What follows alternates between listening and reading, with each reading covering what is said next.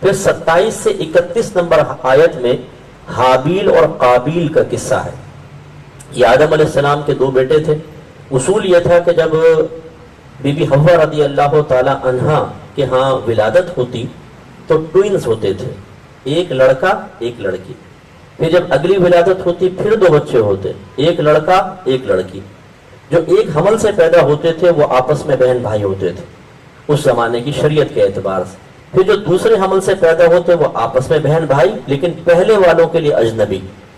اور اصول یہ تھا کہ پھر پہلے والا جو لڑکا تھا دوسری لڑکی سے اور پہلی لڑکی دوسرے لڑکے سے نکاح کرتی. تو جب حابیل پیدا ہوئے تو ان کے ساتھ جو لڑکی پیدا ہوئی وہ اتنی خوبصورت نہیں تھی، لیکن جب قابیل پیدا ہوا تو ان کی جو بہن اقلیمہ تھی وہ بہت ہی حسین و جمیل تھی. تو ابن آدم علیہ السلام نے اصول بیان کر دیا کہ تمہاری شادی اس سے نہیں ہو سکتی، تمہاری دوسری لڑکی سے ہوگی. تو قابیل نے کہا نہیں میں تو اپنی بہن سے نکاح کروں گا. آدم علیہ السلام نے منع فرمایا. پھر آدم علیہ السلام حج کے لیے تشریف لے گئے تو اس قابیل نے حابیل پر دست درازی کی کہ میں اقلیمہ سے تو میرا نکاح ہونا چاہیے، تم اس کے حقدار نہیں ہو. اس زمانے میں ایک اصول یہ تھا کہ اگر کوئی اس طرح اختلاف ہو جاتا تھا تو اپنی اپنی نظر اللہ کی بارگاہ میں پیش کی جاتی تھی. کوئی بھی چیز اگر آسمان سے ایک آگ آ کر اسے جلا دیتی تو جس کی جلتی تھی وہ حق پر ہوتا تھا. تو حابیل نے کہا ہم ایسا کرتے ہیں دونوں نظر پیش کرتے ہیں، جس کی نظر قبول ہو گئی وہ حق پر ہوگا، دوسرا ناحق ہوگا. کہا ٹھیک ہے. حابیل نے ایک بکری رکھی اور قابیل نے تھوڑی سی کھیتی رکھی.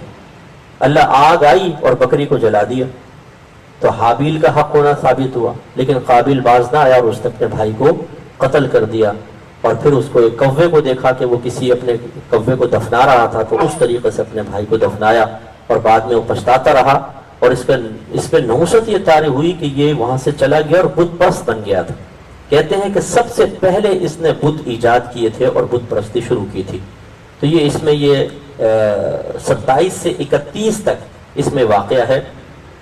اس واقعے کو بیان کر کے اللہ تعالیٰ فرماتا ہے کہ قابیل کی اس حرکت قبیحہ کے سبب ہم نے بنی اسرائیل کے لیے یہ حکم نافذ فرما دیا کہ جس نے کسی جان کے بدلے جان یا زمین میں سبب فساد بننے والی جان کے بغیر کسی انسان کو قتل کیا، یعنی قصاص میں قتل نہیں کیا اور کوئی فساد کر رہا تھا اس وجہ سے بھی نہیں کہ فساد کی وجہ سے قتل کرے تو ٹھیک تھا، ناحق جان کو قتل کیا تو گویا اس نے تمام انسانوں کو قتل کیا.